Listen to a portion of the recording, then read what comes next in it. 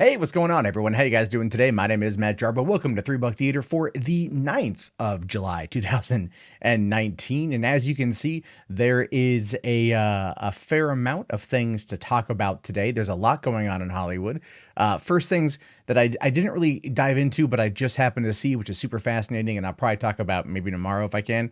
But Cuphead is getting a Netflix series, which is just like the coolest thing because the art style, the animation style of that game, of that platformer is so reminiscent of early Disney's art that I think it's going to be just another slap in the face to the House of Mouse as Netflix sets itself up to be a major competitor in that field, because you can tell at this point they are deathly afraid of anything involving Disney at this point. But first things first, I want to talk here about the first story we see, and that is HBO Max. This is something that was just announced today. We've known that Warner Media has, after the AT&T acquisition of Warner Media, that's what they renamed themselves. We know they've started really just trying to figure out what they want to do with consolidating everything together, and making a streaming service was the top priority. In fact, I do believe that DC Universe is going to be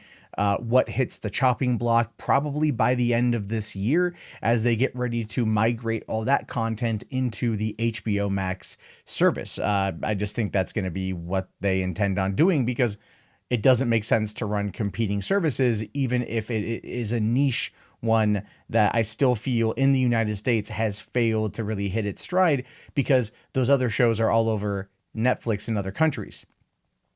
So what's going to happen when they do HBO Max? Is they still going to have those deals? Or are they going to pull it all off? Well, at least in the case of Friends, we know they're going to pull it off. Anyway, Warner Media announces the official name of its streaming service. Warner Media announced this upcoming streaming service will officially be named HBO Max. Next year, Warner Media will be joining the streaming service game with a direct-to-consumer experience that will include Warner Brothers' vast library of film and television projects alongside original content. Now, the company has revealed that the streaming service is officially named HBO Max, noting that the HBO legacy will be maximized with an extensive collection of exclusive original programming, aka Max Originals, and the best of the best from Warner Media's enormous portfolio of beloved brands and libraries. And that makes a lot of sense, right? That makes a lot of sense because they, for one, most people don't think that Warner's has as big of a market share as it does. It truly does. It most years beats Disney. Not so much this year, but most years it beats Disney in regards to how much money it earns and its market share overall. And no one ever really thinks of it that way. But no, they've got a lot of movies, a lot of properties. And if they focus heavily on Harry Potter, then they're going to be able to really come in and take a couple of good swipes at Disney and that type of original content. Plus, Max Originals, I'm sorry, like, you should drop the Max name. At this point, anyone who grew up in the 90s knows Cinemax for being Skinemax. And if you say Max Originals, it's going to make everyone think it's softcore pornography. I don't think I'm alone in thinking that. I don't think I'm wrong in thinking that, but that is currently just where things tend to be. However, Rob Greenblatt, the chairman of Warner Media, says here, HBO Max will bring together the diverse riches of Warner Media to create programming and user experiences not seen before in a streaming platform. HBO's world-class programming leads the way, the quality of which will be the guiding principle for our new array of Max Originals, our exciting acquisitions, and the very best of Warner Brothers library, starting with the phenomenon that is Friends. Under the leadership of the two strongest creative visions, Casey Bloys and Kevin Riley, the two of the most experienced digital experts, Tony Goncalves and Andy Forsell, I have no doubt that they and their dedicated teams will deliver the world's best storytelling to audiences, all ages, wherever and whenever they want it. And that does seem to make a lot of sense, considering what HBO wants to do, or what Warner Media wants to do, because they want to take on Disney Plus. They want to take on Netflix. They want to be probably that third leg in this field. We know it's already getting to be pretty crowded. Amazon has got Amazon Prime. Hulu is now part of Disney. That's clearly going to be bundled into to Disney Plus at some point. If not, when it launches in a few months, it would be dumb for them to not do that. We know that Stars and I believe Showtime already portal themselves through Hulu. Same with HBO. I would assume that that's going to go away. And what about HBO Now? Or HBO Go, is that also going to be taken out back and beaten with a shovel because of HBO Max? I would assume, yeah, because they're going to charge a bit more. I believe they're talking about it being upwards of around $18 or $19 per month for the subscription. It could be a little bit higher, but you get not only HBO, Cinemax, all that content, and a lot of other content, like all seasons of Friends, which is a big pull for Netflix.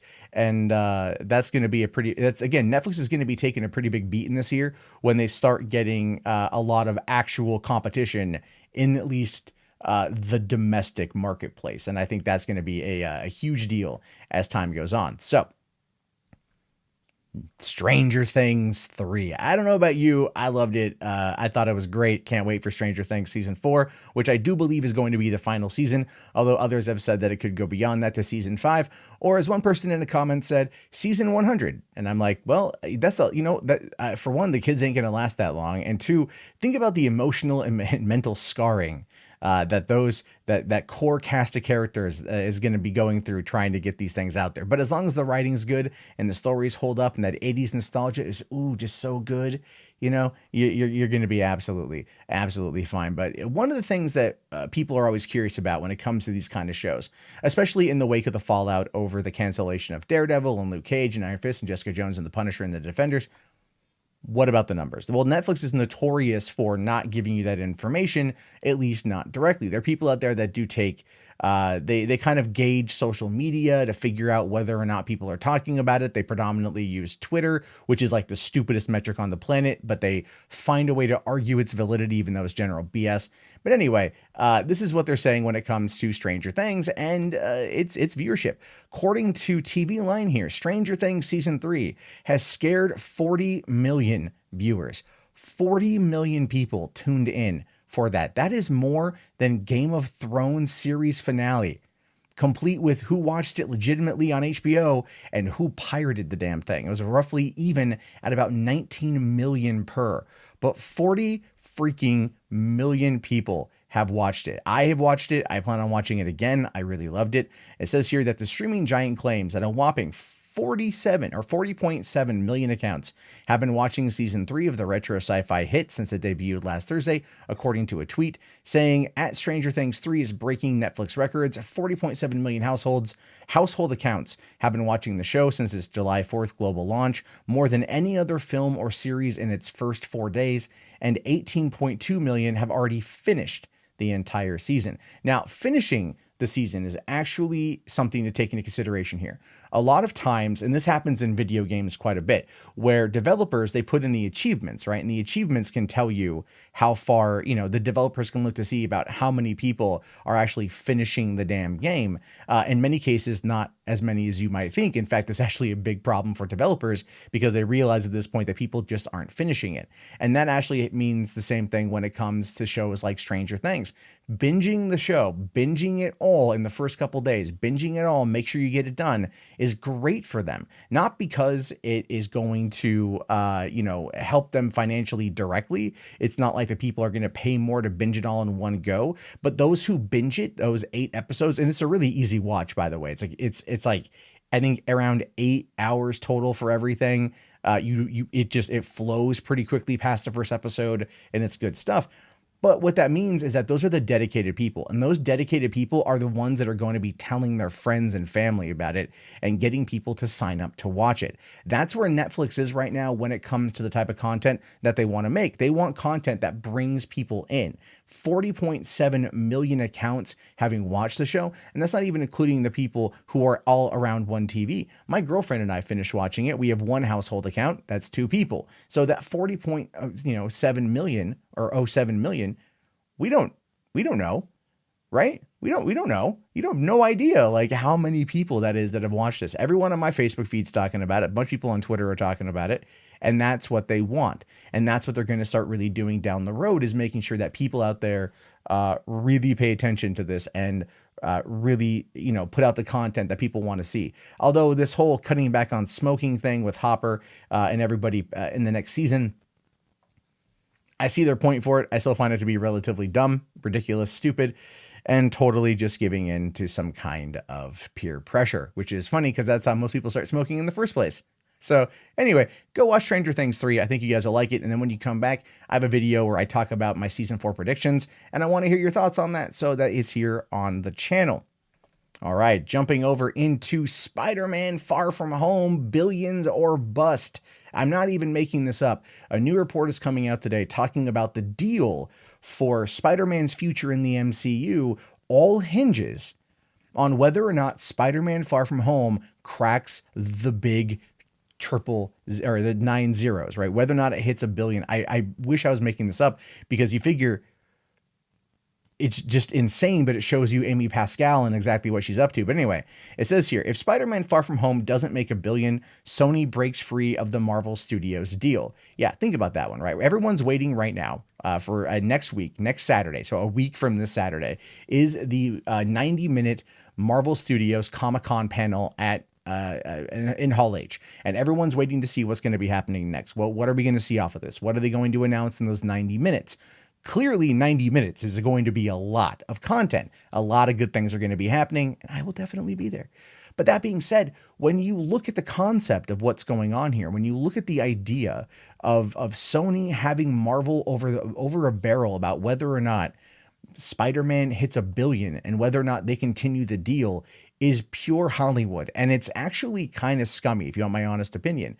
Spider-Man has been revitalized under the Marvel Cinematic Universe to the point of where he is as synonymous with the Avengers as I think anyone else is right now. And Far From Home is not only a great movie, it's a great closeout to Phase 3, and definitely one that is worthy of the money that it's getting. But holding it to $1 billion standard almost feels impossible, because the first one only did 880 million. Yeah, a mere $120 million shy from hitting that mark. And this one does have the slingshot effect of coming off of after Endgame, which helped propel it to $1 billion. Same with Captain Marvel. Anyway, so it says here, the specifics of major Hollywood contracts are notoriously difficult to ascertain, and the occasional insights we do receive often come from actors revealing how many movies they have left in a particular franchise. But a new report has uncovered that Spider-Man contract stipulation would allow Sony to wriggle out of its deal with Marvel Studios and once again give Spidey's original studio home full autonomy over the character's cinematic adventures. Good thing that won't happen. And I absolutely agree. Amy Pascal and Avi Arad got lucky with Venom. They did. Ruben Fleischer, Tom Hardy really delivered on the movie for what I feel that the script allowed them to deliver on. And if you go back and you watch Venom again and you look at it from the perspective as being more of a dark comedy, those elements really work. And the movie surprisingly has a fair amount of heart in it. I was surprised. I'm not lying. I was really surprised at how much I enjoyed Venom when you look at those aspects. So Venom 2 is playing up the dark comedy parts of it because they know that's what worked really well. But at the same time, they got lucky. And I have talked about that before, but I really do believe it. Anyway, in a recent edition of journalist Richard Rushfeld's entertainment newsletter, The Ankler, Rushfeld peels back the secretive curtain on the deal that was signed between Sony and Marvel back in 2015 to share the character, saying here that the original Sony-Marvel Spidey deal to co-produce these films stipulated that if Spidey cleared $1 billion, Marvel would get to oversee a third. If it hadn't, full control would have then reverted back to Sony. The thing with that, though, is, I mean, it makes sense that's the deal that Pascal would broker for herself on her way out the door. We all know Amy Pascal was on her way out when this deal was brokered. That was her saving grace for not only her legacy, her career, but everything else. And she knew where the money was, and that's clearly with Marvel. Like I've said before, I believe that Amy Pascal is a bit of a Marvel sleeper agent over at Universal, which is why I think we're going to find some new interesting deals from that coming out in the next year or so. But really, that makes a lot of sense, where it's like, look, Spider-Man should have already hit $1 billion with the other movies that it put out, especially Spider-Man 1 and Spider-Man 2 from back in 2002 and 2004, respectively. I mean, number 3 is up for debate on how much it should have earned. I still think it was not as bad as many people give it credit for. And The Amazing Spider-Man 1 and 2, I thought were just fine. Yeah, we can discuss that one at a later date, but I did enjoy those quite a bit. But if you look at Into the Spider-Verse, where that almost crashed, that didn't do very well. And a lot of that had to do, and the people are going to give me crap for this one, but it's true, it didn't do well because it starred Miles Morales. It won Best Picture at the Oscars for the animated category, which is true. It is the best animated film of last year, and it's an amazing movie with an amazing characterization of Miles, but it didn't sit well with the general audiences. Even Spider-Man Homecoming failed to hit as big as people thought it was going to hit when that came out in 2017. I think at the time people weren't too sure what to think of it because it felt so different. I rewatched Homecoming before going and seeing Far From Home, and especially coming off of Endgame, you can see that there was a lot of love put into Homecoming, and a lot of what built off of the Infinity War and Endgame choices that Tony Stark made ultimately was beginning there, and we get a lot of that there, and I think it worked out real well, especially if you kind of associate it with the scene of Tony meeting his father in Endgame and how that whole thing kind of played out. There's a bit of Tony and Peter in that, not just Tony and Morgan. So there's things like there to consider. But anyway, the overall arc of the character, which has already been pre-designed and pre-created leading up to this point, makes a lot of sense as to why now it's on track to earn $1 billion. But anyway, the article does go on here to say that, to be clear, Far From Home has not yet crossed the $1 billion mark at the worldwide box office, but the fact is that it's already made over $600 million in its first week. It's practically a guarantee that it will cross the coveted $1 billion threshold before it leaves theaters. So the Sony Marvel Studios deal will still hold, at least for one more solo Spider-Man movie, because Tom Holland revealed back in 2016 that he was on board for 3 Spider-Man films and 3 appearances in other MCU movies, like Civil War, Homecoming, Avengers Infinity War, Avengers Endgame, and Spider-Man Far From Home. And that does make a fair amount of sense in regards to that, right? That, you know, he's got one more solo movie in him. If you've seen the movie, you know exactly what I'm talking about and why that needs to happen. But it's been a week. It's made 600 million. People think it's going to hit $1 billion, but it is up against Lion King next week, or I think at the end of the month. And so Lion King is going to swallow everything that's going to be coming out right around that time. And anything that comes out after that's going to be swallowed up by Lion King. And it's possible that Far From Home may not hit that coveted amount. It's entirely possible. It's done super well so far, and I'm sure it will continue to make a lot of money. It is worthy of the cash. But if it doesn't hit that $1 billion, I'm going to chalk it up to Disney once again screwing themselves by releasing too many things too quickly together. It's just how they tend to do things these days, and that is unfortunate. But I do hope that it makes it. I hope that the deal holds for at least one more movie, and I do hope that Pascal is able to fully work the deal in order to then bring in everybody that Sony has into the MCU, and yes, by that I mean Venom. All right, let's talk here about Kevin Feige and the multiverse. Apparently, he has confirmed it. Now, there's going to be, a quick spoiler here for Far From Home. So if you haven't seen it, you're warned. The whole multiverse thing that was talked about in Far From Home, it's a load of crap. If you know anything about Mysterio, and I said this before in a video, and I didn't apparently tag it right with the spoiler, so people got really mad at me about that. So I'm sorry, but Mysterio was always going to be the bad guy. I was curious how they were going to do it. I think it was pretty apparent that Mysterio was the bad guy. And ultimately, yeah, it was a special effects person who was able to then, trick everybody, including Peter. And he lied about the multiverse theory in order to make them believe that anything was happening. Or that these things could be happening. So as a result of that, then the question becomes, well, what about the actual multiverse? Is that going to be a reality in the MCU? And is that going to be able to bring in the X-Men characters or Fantastic Four or Deadpool? And that's been the question on everyone's mind, especially following everything that's been happening with the whole merger. And now that all the X-Men characters are back under, Kevin Feige's control.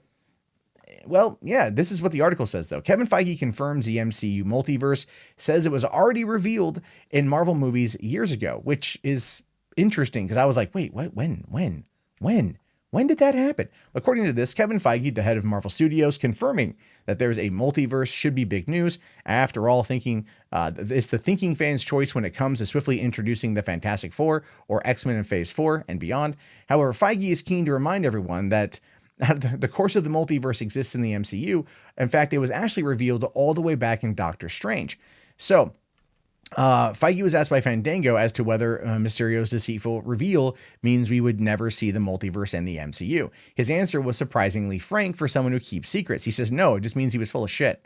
I mean, in Doctor Strange, we hear the Ancient One talk about the multiverse, so we've already established it as a thing. Yeah, that's true. They did. Now, I have a different theory about that, which we're going to talk about here in a second. But it goes on to say here that the Ancient One first mentions, upon initially meeting Stephen Strange in Nepal, During the hallucination scene, she asks, "Who are you in this vast multiverse, Mr. Strange?" Later on, she does explain that her magic comes from other dimensions of the multiverse. And yeah, but I thought it came from the dark dimension, which I guess that would consider a multiverse with Dormammu. I guess that's the thing. Fine. I get that. Okay, cool. So you've got that scenario going off, everything else. But yeah, that would explain that the multiverse exists. I kind of had a different theory, and I'm wondering how they're going to explain it. Now, in Endgame, when they go back to New York and the Hulk goes to the Ancient One, and she explains that in this reality, in this universe, we need all of our stones here, so you're going to have to bring it back. And that kind of set in motion all these different fragmented realities stemmed off of our original timeline. And I've always been wondering if that's going to lead to the creation of the Fantastic Four and the X-Men, and then through that, through time travel, using the quantum realm, which is now going to be a big part going forward, which I really hope is not a huge part. Like, don't overuse it, in my opinion. But anyway, that could be how they kind of reconnect the dots, so to speak, and bring it all back into a prime timeline. The worst thing that could happen to Marvel right now is definitely doing a Kelvin timeline situation, and then jumping back on that with like something like Star Trek Discovery, which was set in the prime timeline, even though a lot of fans don't, or haters, I don't even know what you really want to call them, don't necessarily believe that. So that is something to consider for when these particular stories go forward. Again, look, these people, they've got this all arced out for years, as I talked about with Spider-Man Far From Home and the arc on that, leading into coming off of Homecoming and going into Endgame and Infinity War. So yeah, those are all things that I'm not too worried about, but ultimately, I am curious to see where the multiverse goes. I just hope it's not an overused tactic, because I feel like having one concurrent storyline has worked so well for 23 films now. Diverting it off into multiple universes or multiple timelines is going to ultimately hurt the franchise. And I don't think I'm alone in thinking that. Those are just my thoughts on it.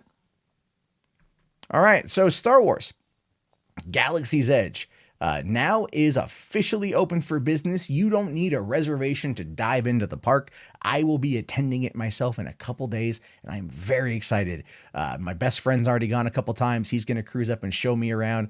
But there's been some reports that have been coming out that aren't very good concerning the $1 billion park that Disney built. The $1 billion baby of Bob Iger seems to have a bit of a problem, and that is Galaxy's Edge crowds are lighter than expected, according to a new report. And this is wild. I mean, we're talking, this is July. This is the blackout month. If you've got the annual pass, this is when you got to pay the most money to get your ass in that park. This is when that happens. And yet here we are hearing about a situation where apparently Disney might have screwed itself in a way that is not good for this kind of massive rollout. Now, it says here, the summer might be a good time to visit Star Wars Galaxy's Edge. A recent report says crowds have been lighter than expected for the new attraction. And I'm not just hearing for Galaxy's Edge. I'm hearing for the entire park. Like, the entire park is like not as busy, is what I've been seeing in some vlogs. Some people on Twitter have been saying that. I don't have any real confirmation myself. I did talk to my friend who'd gone a few times, and he said, because they have the annual pass, they live in the area, and he says that there's, people probably just got scared away, but I'm going to talk more about that. Now, according to the Arizona Republic, Disneyland officials prepared for large crowds before Galaxy's Edge opened, but for the most part, the demand for the area's attractions have been manageable. While past Disneyland and California adventure rides like Radiator Springs Racers have seen guests wait a few hours at opening, wait times for the Millennium Falcon Smuggler's Run have been under just 90 minutes on average. As previously reported, the Galaxy's Edge also uses a virtual queue system to Disney's FastPass system to manage visitors. Guests check in via the app, which will then push an alert when the Star Wars land can't accommodate them. And that is something to consider too, right? I mean, if they're really kind of, streamlining this whole situation, it may appear to be less busy because no one's waiting around as much. They're out doing other things, and then they come back over when the time is right for them. And that would actually be probably the best way to manage a park like this. It doesn't look like it's all going to be a complete blowout like the fight in Toontown the other day, but it is going to be more manageable, and then allow people to optimize their time in the park, which ultimately keeps them happy and keeps them coming back for more. But this also goes on to say here, the Mercury News speculates that lighter crowds across the entire theme park could be caused for a few different reasons. One, attendance for annual pass holders, which there are about 1 million, have been blacked out until August 19th for deluxe pass holders and September 3rd for SoCal Select pass holders. Back when I was a SoCal Select pass holder, we could go in like mid-June to like end of August, and they give you a couple days in August, no days in July, and that could be another reason people are just wanting to head out there. They want to make sure that it's not bogged down by those those pesky Southern California natives that use their ID to get a cheaper ticket. Although that's not happening anymore either. Also, more guests might be visiting California Adventures for new and returning attractions like Pixar Pier, Soaring Over California, and the World of Color nighttime show. Guests could also be waiting until the Rise of the Resistance attraction opens this fall. And that, I mean, look, I live in Washington, so getting down to California is something I do a couple times a year, but getting to Anaheim, specifically to Disneyland, is like a once a year thing for me, if I'm lucky. So this time it's actually working out for me, but I'd love to see the Rise of the Resistance, and it's just simply not there yet. However, there is also something to consider. Prices went up. For right now, when I'm going to be going this week, it's going to cost me $100 if I just want to go to Disneyland, or $150 for a park hopper. Back in 2010 or 2011, when I had my annual pass, it was $180 for a full year SoCal Select pass, right? It was like the price of 2 tickets. They were like $90 a piece. That was like a park hopper, I believe. It's raised the prices so much that the average family is not going to be able to go and attend. Disney has its sycophants. It has its people who love them, and they're going to be the ones who spend the money, but the average people are going to probably have to wait. And right now, if all they heard was this reservation system for a few weeks in order to make sure that people got into the park, and they thought that it was just going to be crazy busy and crazy long lines, they just chose to not go. I mean, look at the situation over with Universal Studios Orlando and the Hagrid ride. On that opening weekend for the Hagrid ride, it was like 12-hour wait, and people were doing it. When word gets around of there being a 12-hour wait for a 2-minute ride, people they're going to stop going. They're not going to plan a trip for a while to let the crowds die down. And that ultimately cuts into the bottom line. And when it cuts into the bottom line, that's when we come over to this weird piece of a story over here that I have no way of confirming, but I'm also no way of disproving. So anyway, Scott Gustin, who is a writer, he says here, to kind of poke fun at Disney, to show how well Disneyland has handled, well, maybe it's not poking fun, but, of just how busy it is. This is a photo of Little Mermaid when it opened back in 2011. Okay, so this tweet's inconsequential, but this woman right here, Kay Sloan, a very small account with only a few followers, only been around for a little bit, she comes in and just says, the interest just isn't there for Galaxy's Edge. I was there last week and it was a ghost town throughout the entire park.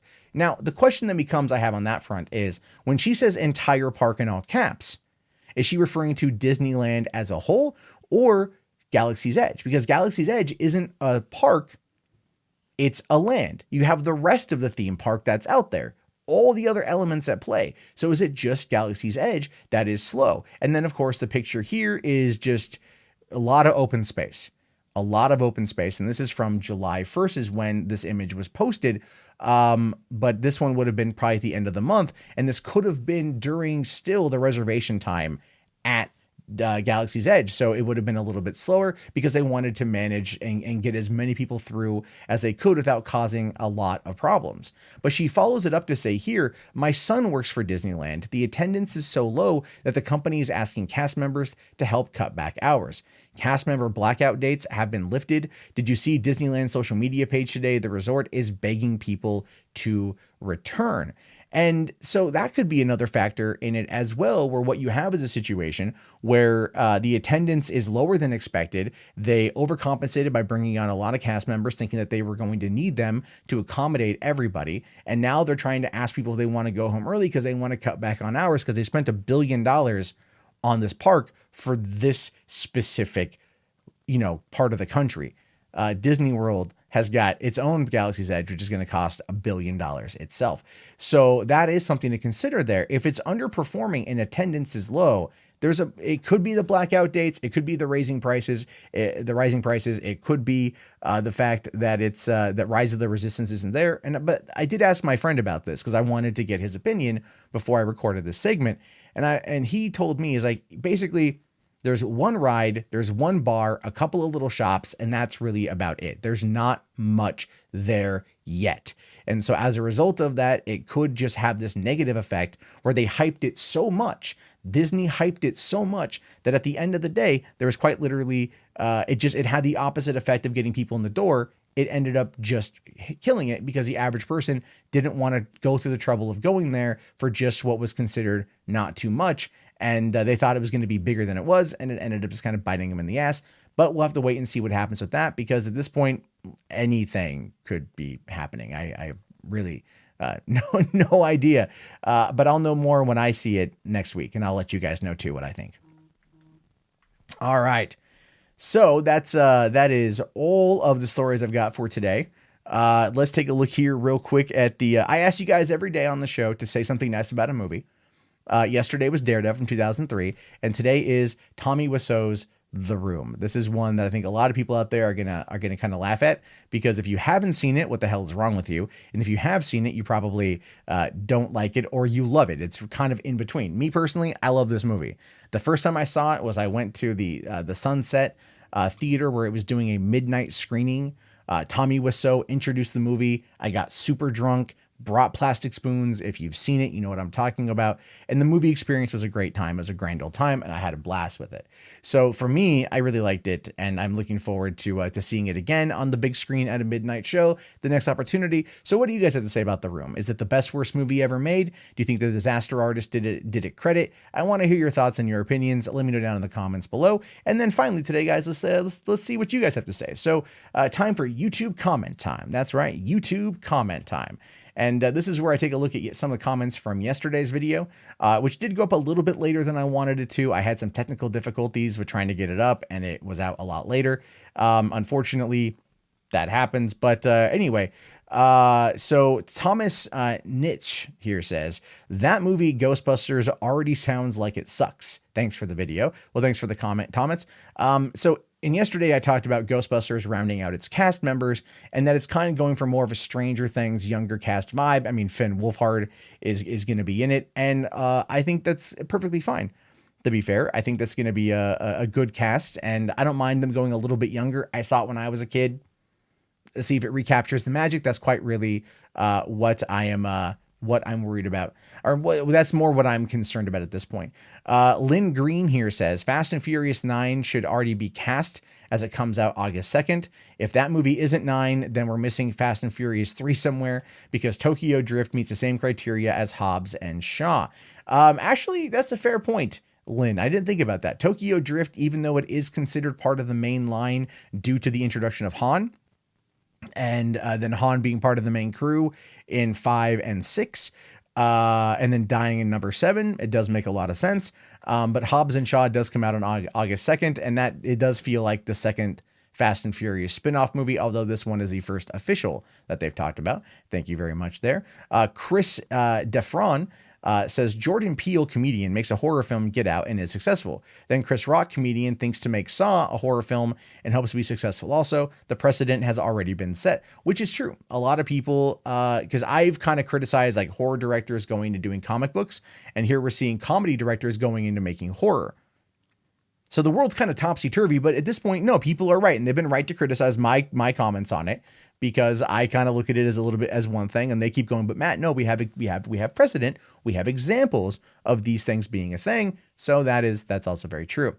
Let's see here. Kevin 10001 says, in regards to Daredevil 2003, I love Daredevil, and it really showed us that Ben Affleck can actually play a superhero, and to be fair, it's better than the MCU because it's not all flash and no substance like the MCU is, and it needed a proper sequel, not a side movie about Elektra that was barely connected to Daredevil. Nobody wanted Elektra, nobody asked for Elektra, but unfortunately we got it. I don't quite know why we got that over a Daredevil sequel, but at the same time, I'm kind of glad because when the rights eventually reverted back to Disney or reverted back to Marvel, we actually got we got the Daredevil show, and I love the Marvel side of things on Netflix, and Daredevil's one of my all-time favorite shows, so I'm very happy with that.